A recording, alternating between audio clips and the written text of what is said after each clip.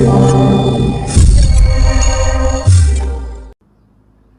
we're in the process of preparing this stucco house here, and we've got these small cracks in the stucco. And so what we're doing is digging them out and finding that the stucco around the crack has failed. That's very common.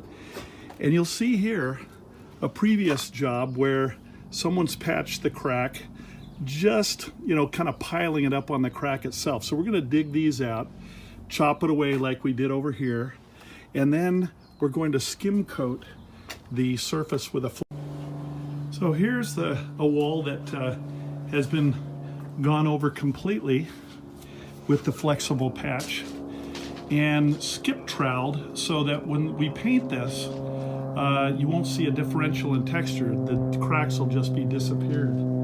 Example of getting the texture, he's doing what's called a skip trowel.